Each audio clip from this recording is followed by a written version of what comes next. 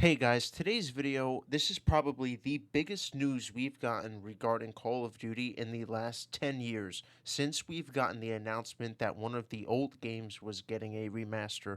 This is probably the biggest news that has came out yet. But before we get into that, I just want to play a quick clip from one of the videos I uploaded over a year ago. Check it out. Activision completely botched a release trailer and they remastered one of their best games. What do you think is going to happen when 2 out of 3 people on their second largest platform leave the game? It's going to line up to the point where they're either going to fail this bad again or they're going to try and cater to both player bases, because whatever they have in the works right now is going to come out. Whatever they have in the works right now is definitely going to be released. The question is, have they been cooking up something alongside it to make sure that this doesn't happen? And the last time that happened, you know, they really committed to catering to both player bases. I got to give them credit. In 2017, they saved their ass. They really did. They came through.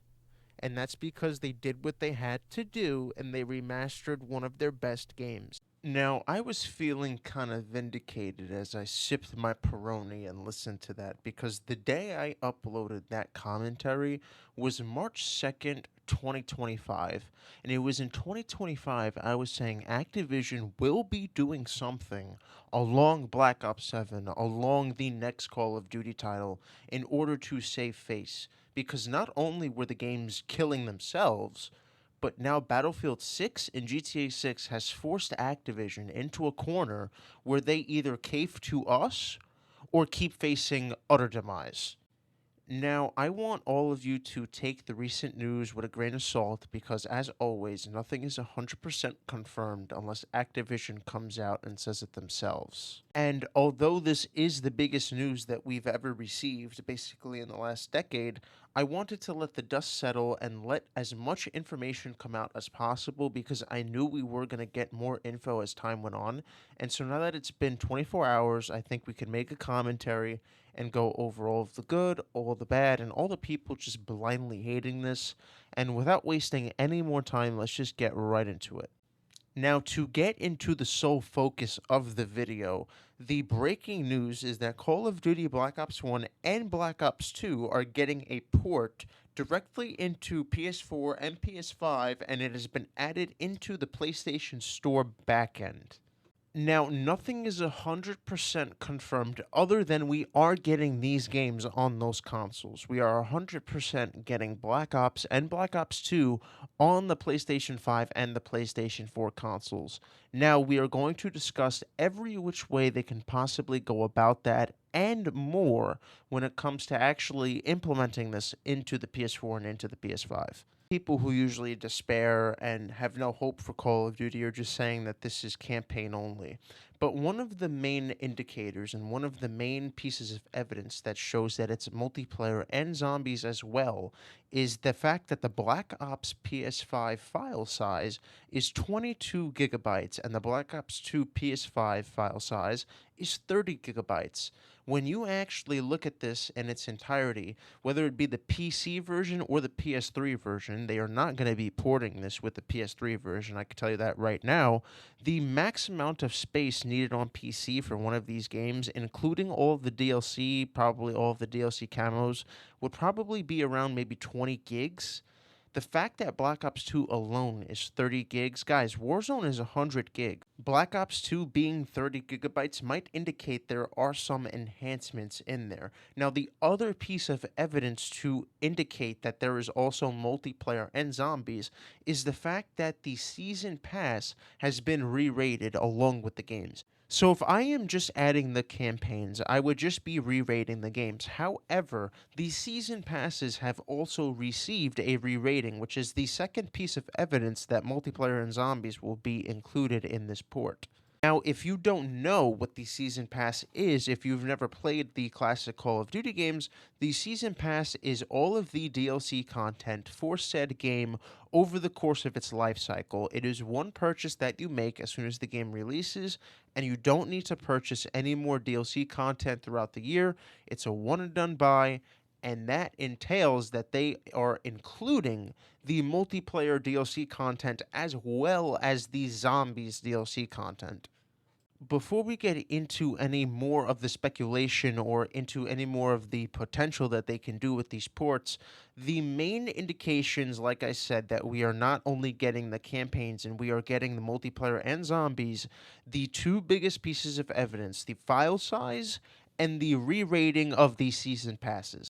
Now, let's just get into the worst case scenario for these ports. The absolute worst case scenario is that they end up like the Xbox backwards compatible games. Now, the reason why that is the worst case scenario is because when Xbox added these games, they had no security, no server updates, and not only that, but they still had the Xbox 360 servers directly tied to the people who were still trying to play on the new-gen consoles. Correct me if I'm wrong, but if you were playing a backwards compatible COD, you are still connected to players who are still on the Xbox 360.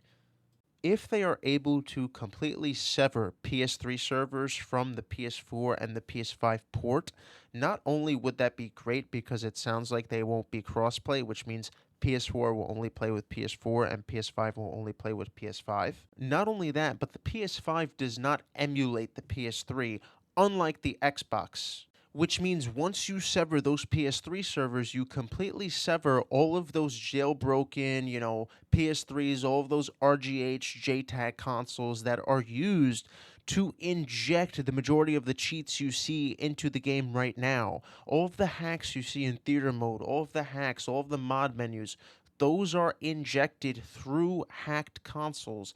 If they are able to sever those servers, all of those hacked consoles, it's like they would be left in a closed off area and they're opening up a new area to the legitimate players. This is exactly what we've needed when it came to the re-release of these titles on Xbox. You combine this with no peer-to-peer connection and dedicated servers, higher enhanced resolution, FOV slider, refreshed, restarted progression, absolutely no cheaters, and you will have people playing Black Ops 1 for the next half a decade once again.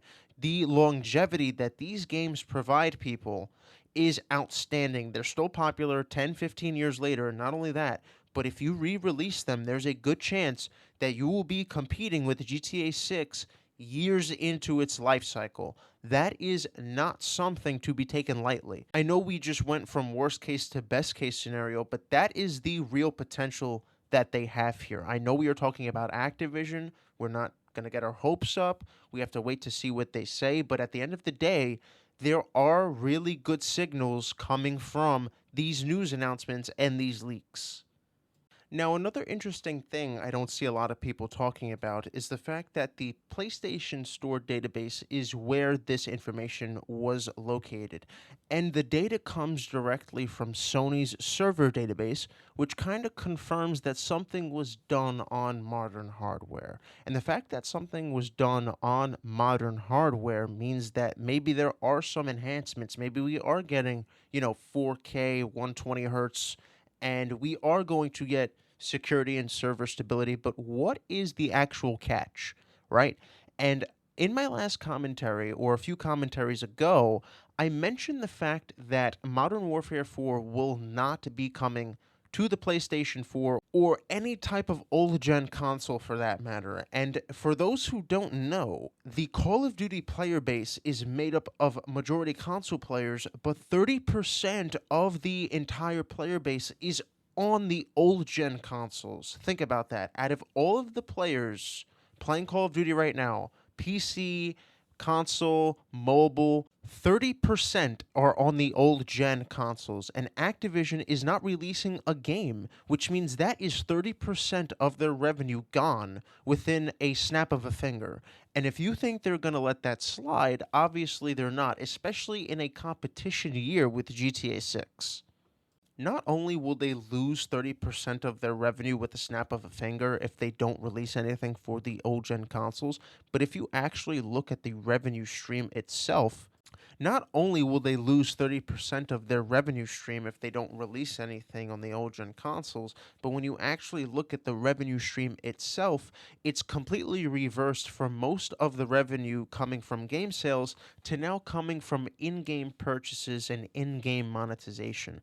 And it's completely flipped to the point where in-game purchases account for 77% of Activision's revenue, and this number I think is 3 or 4 years old at this point, which means honestly it could be upwards of 79, maybe 81%.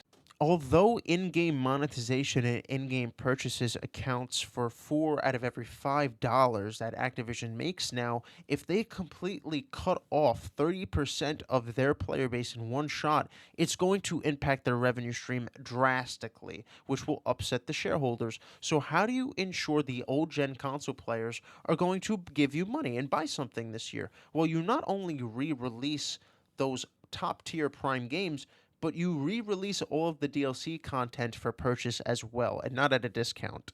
Able to give us a stable Black Ops 1 and Black Ops 2 re-release, which in my opinion is better than a remaster, and we'll get into that in a second.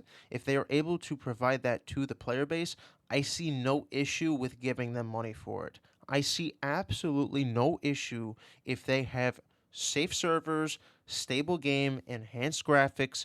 It will be definitely worth your money.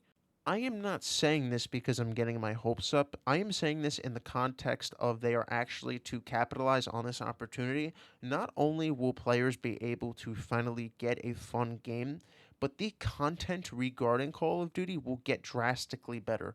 You'll start seeing top 10 weapon classes, weapon camo guides, how to unlock the diamond camo, great gameplays, pub stomping gameplays, ranked play, wager matches on Black Ops 1. You'll start seeing the content get drastically better if they are able to capitalize on this opportunity.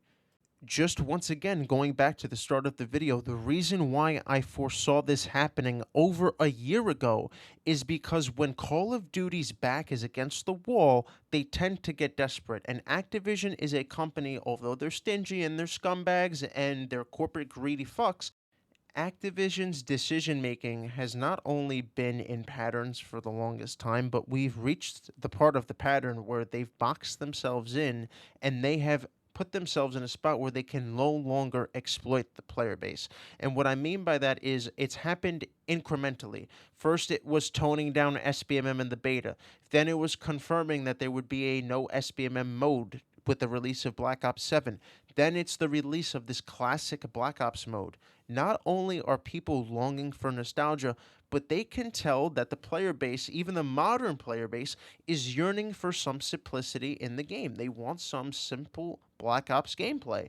And all throughout the year, when I'm making these commentaries speculating on what Activision is cooking up and if we can actually get a remaster, you have people leaving comments all the time saying, don't get your hopes up. Let's hope they don't remaster the games because they'll ruin it with, supply drops and monetization and battle pass and skins. Well, what happens when they actually do something better than a remaster? They don't touch the games and still enhance them and still upgrade them and just re-release them on a one-to-one scale. There's literally no excuse. There's no goalpost to move. And the fact that I'm still seeing people move the fucking goalpost is outrageous. And let me just show you what I'm talking about right now on screen. The Ghost of Hope says, quote, guys, that BO1, BO2 stuff is just a port for PS5/PS4 players since it's not available on those consoles because it was before 2013. Stop expecting it to be a remastered version or something, LMAO. It's just a port of the game, nothing more. Thanks, buddy. Does a barrel so shit in the woods? I didn't know that.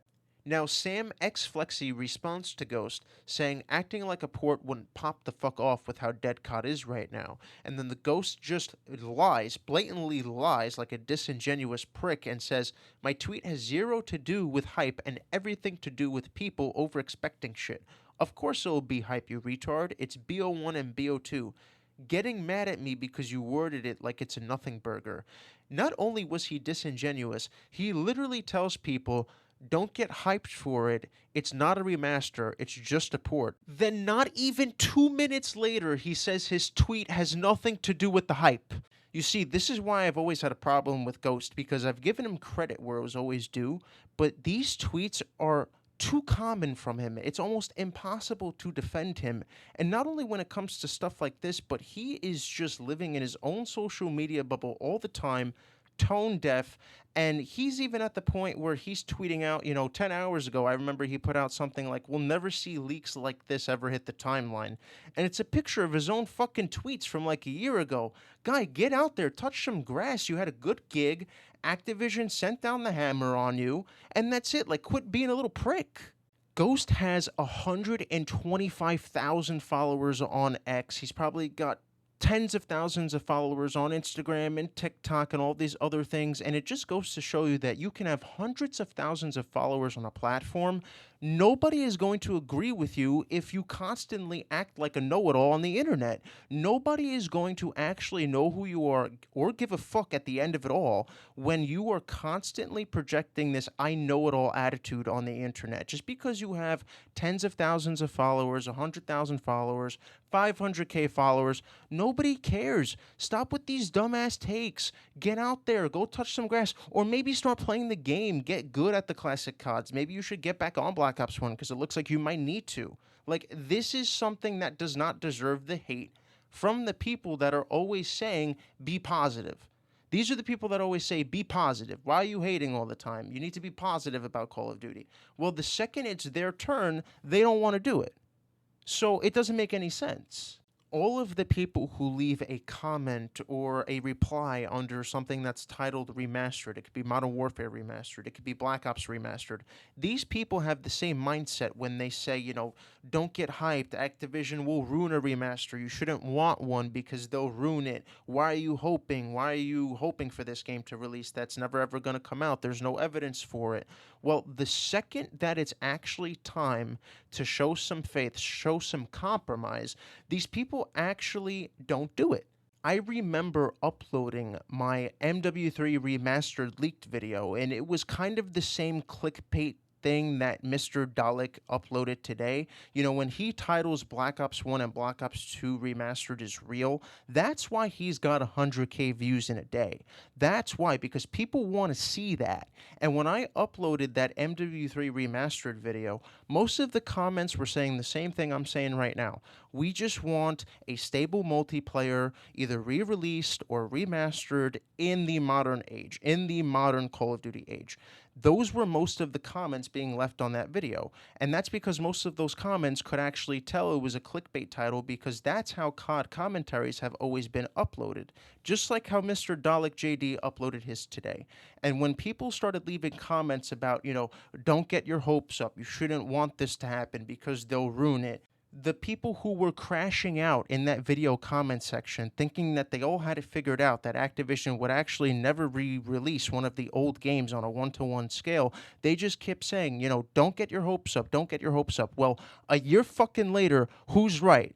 The guy in the YouTube comments that's always pessimistic and thinks he's got it all figured out and tells you don't be a hater, but when it's actually time to show some good faith, they move the goalposts. I've actually seen some people say, why would we want to release this? Who wants to play the old-ass games? Is that really where we're at? Not even a fucking year ago, we were saying don't remaster the games because they would fuck with them. Now it's people don't want to play them. The fact that they're actually re-releasing it on a 1-to-1 scale, give me a break.